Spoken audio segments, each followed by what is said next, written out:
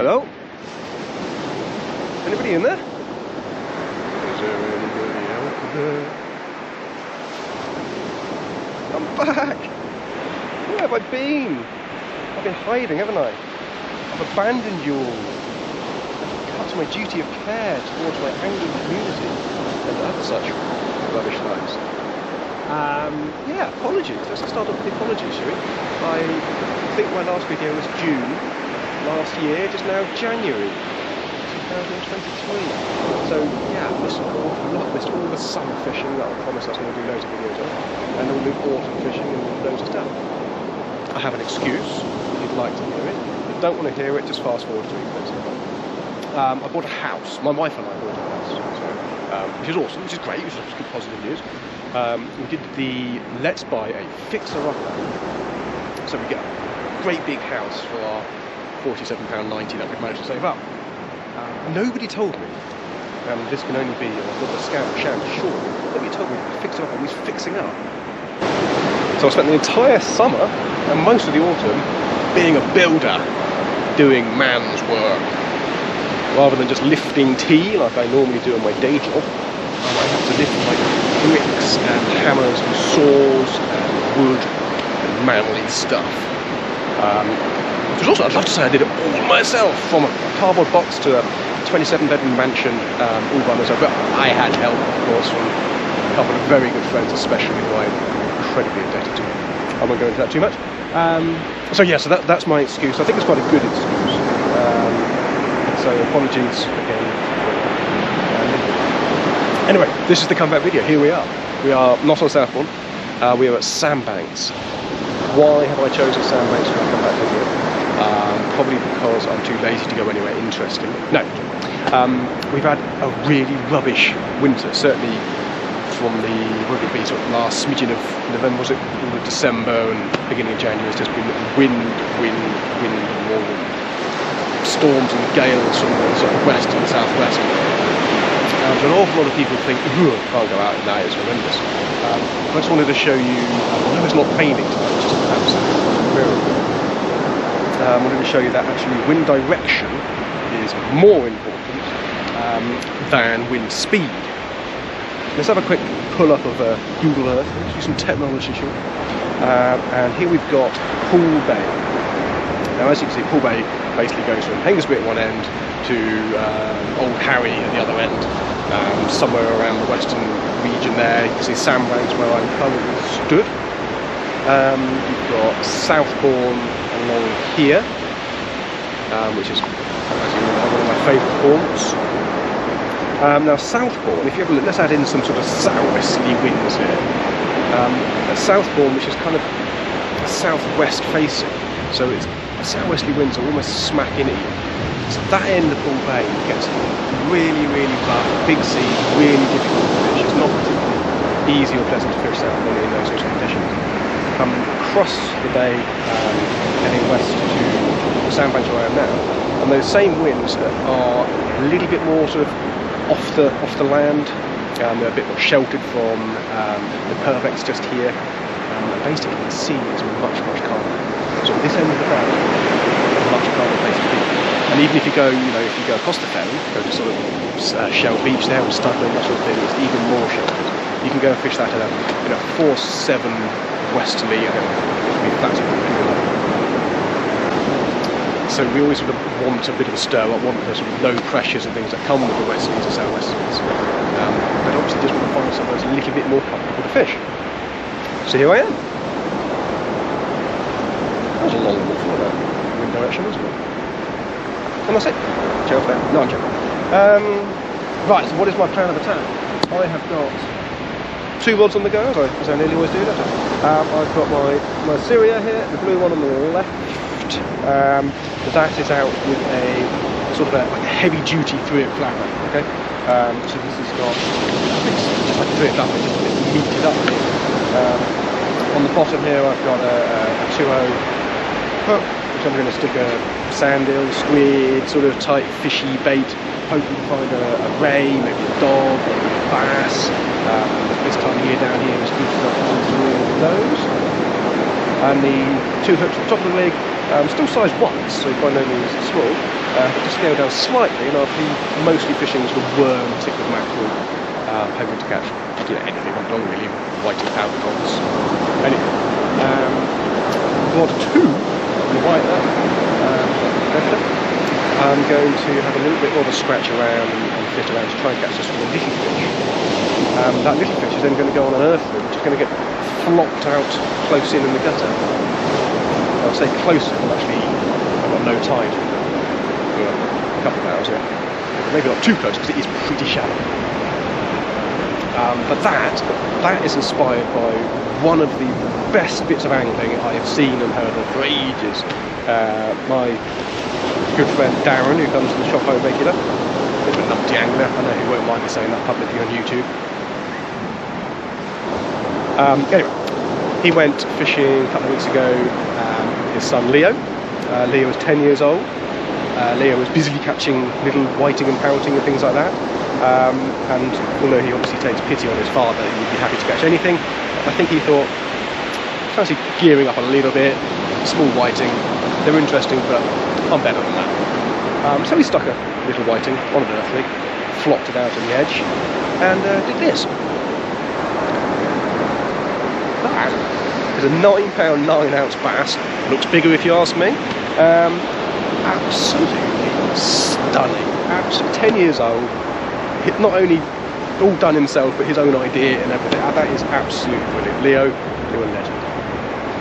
Actually, whilst we're talking about that bass, I have a little theory on this one. Now, it's such a big fat bass, that's a big fish. Darren is actually a really fanatical bass angler. He spends many months of the year chucking expensive bits of plastic into the sea in an attempt to catch a bass. I think he caught one last year, so he's doing alright. Now, he weighed that fish, and I reckon that was like £12. He just didn't want to admit to his son that his son now has a bigger PB than him. Yeah, what do you think? Put in the comments. Do you reckon Dad was honest or not? Right, last little bit of a waffle before we get into the fishing. I'll say that as if it's going to be epic. Let's pull up technology again. So let's pull up that Google Earth. We're going to zoom into sandbanks a little bit more. The reason why I like this little bit of sandbanks here, there's about sort of 3 groin bays here. If you just have a look on out to sea there, not very far out at all, sort of 80-ish yards at high tide, you can see that dark strip of water to circle that. That is the channel. It's like a sort of a secondary channel that comes out of the harbour. So further east we go along the beach, and that channel kind of disappears and it just turns into that really flat, really featureless beach that's all the way along, Frankton. So that's a great bit of feature. Not only will you pick up some lovely tide through there, there's just also a lot of sort of nutrients coming out of the harbour, and there's food out there, there's crabs and shrimps and small fish, all the stuff that bigger fish like. So it's actually a really great venue. And also, because it's only just there, you don't have to cast far. It's not one of those, you have to cast 100 million yards to catch fish. It's not like that at all. In fact, when the tide's pulling quite hard, so in probably a couple of hours when the tide picks up, even a 7-ounce grip net will struggle to hold in that channel. So that's when you just sort of drop it short, you just sort of kiss on the edge of that channel. Just sort of get a little bit of tide, but not so much so that you're getting a bit ground too far. So again, going back to the rigs I was using, the reason why we're using flappers is because I don't need to clip it and whack it to coil the frames. I can quite happily flop this out 60-70 yards and be in the circle. Right, let's bring in first cast of 2023. Don't think I've had a bite, but I'm excited anyway, because I'm a child. First cast of 2023. No fish. Nil pot. Nil poisson. Had a bite. Very exciting. On the stereo, so after my first cast of 2023 being a blank, we'll start off low, then you can only go up, right? And about there 3 minutes, just getting the other rig baited up and have a nice little donk, probably a little whiting or something, but it's a fish. Some real chunky bits of mackerel tipping up into a big rag tip mackerel on the top, sand nail down the bottom. That's that rig ready to go.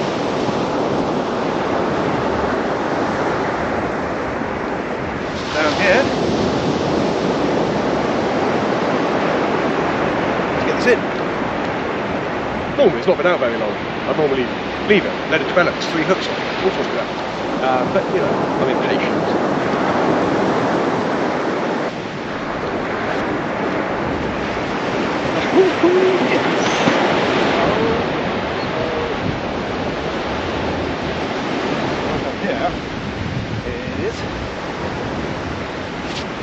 A wingless ray. Some of you like them to call them dogfish. But far more important than that.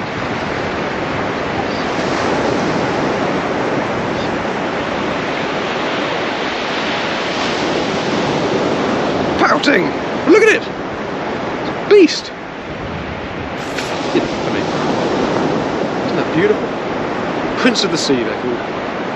I don't think anybody's ever called them Prince of the Sea since I started that, but I'd like it to become a thing, these guys, so we're going to adopt that, everyone. Who else is powering their way through their Christmas chocolates? Actually, I've done so well powering my way through my Christmas chocolates. You may be able to tell. I've now started on Millie's, my daughter. She won't even realise until she watches the video. Isn't that too late then? Perfect time.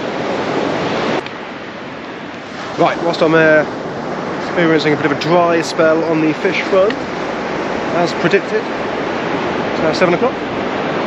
No fish for half an hour. A little tackle plug, if you may.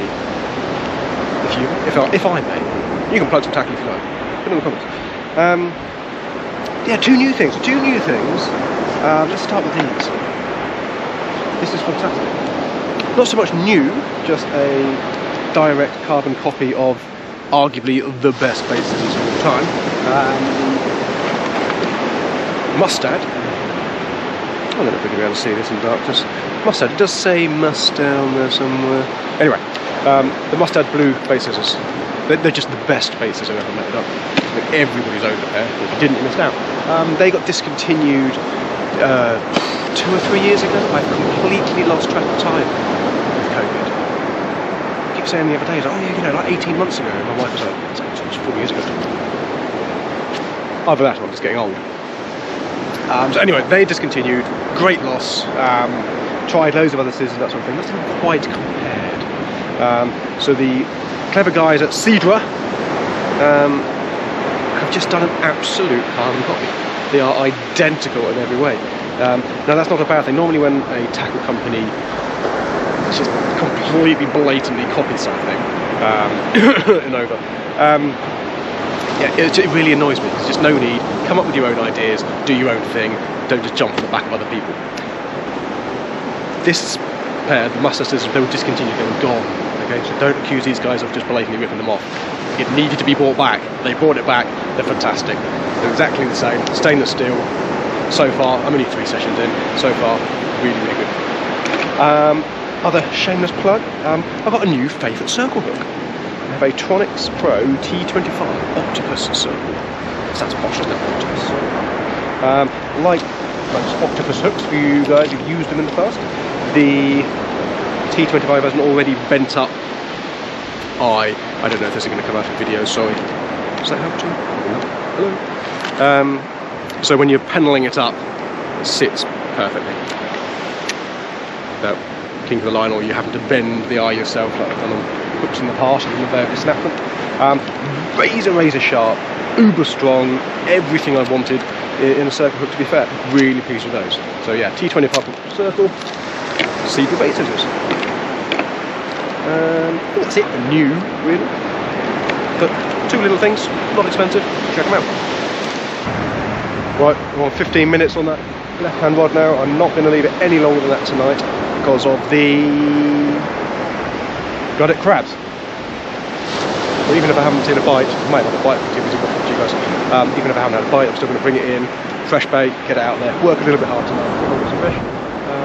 Because we all know if I leave it out there for too long, even if I haven't got a fish, the crabs have badly bounced. So put some effort in, people. Now at this point you're probably thinking, okay, the audio is not terrible, I don't know what he was on about really, can't really hear him, but that's not a bad thing, is it? Well, this is where it went really Pete-tong, and for some reason it sounds a little bit like someone set up a pneumatic drill next to the camera. Take a quick listen to this. Yeah, probably don't want to listen to too much more of that. Now, it's a real shame that this happened, because the worst audio was just as I had the best bit of fishing. Isn't that just my luck?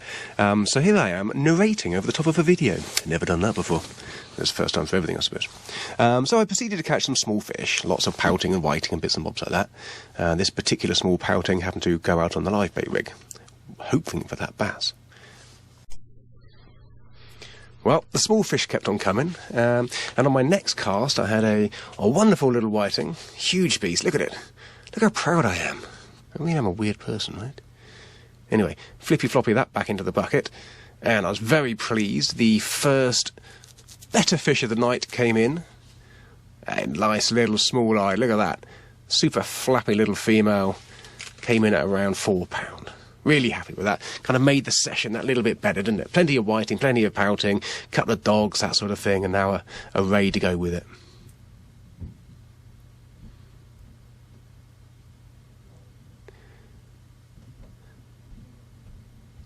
So that one went straight back into the sea, and no longer did I come back, cast out, and within about 3 minutes my rod had hooped over again. I'm thinking, oh, this time surely not another ray. Lifted into it. Whoa, decent bit of weight on there. I'm sure I had something really intellectual here. Just can't remember what it was. Anyway, out of the gloomy night came my second small eye of the night. This one a much bigger female. Not enormous, but she was really, really heavy. So although she wasn't sort of enormous in terms of sort of size-wise, she was a really, really weighty fish. Now, I did notice at this point, I'm pretty sure she was heavily pregnant. Not only was she sort of thick in the wings, but her whole body part there was stuffed full of purses. So I didn't weigh her. I quickly unhooked her, showed her the camera, got her back in the water as quick as I could, which I think was the right thing to do. So that went back, came straight back up the beach, rearranged my peg, got my table back to where I wanted it to be, and thought I'd better quickly bait up because my rod wasn't even in the water. Picked up my rig, started finding some bait to stick on the hooks, and looked up to my live bait rod, and lo and behold, off it was going. I couldn't believe my luck. Just reeled in a nice ray, then another one, and then before I could get another bait in the water, my live bait rig's off. So I picked it up, and it had a couple of bangs, a couple of shakes. I kept my cool. I remember I was on circle hooks, so I didn't want to just viciously strike the hook straight out of the mouth.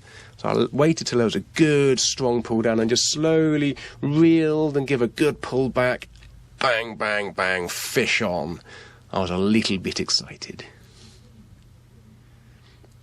Right, fish landed, and as you can see, really excited me. That's like Christmas time. I thought I was going to catch the great big bass to make the video the best video ever. And what else are you going to catch 10 yards out in 3 foot of water on a live pout?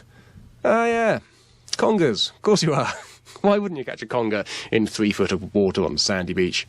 But there we go. What a beast. That's actually the biggest conger I've caught from that bit of beach.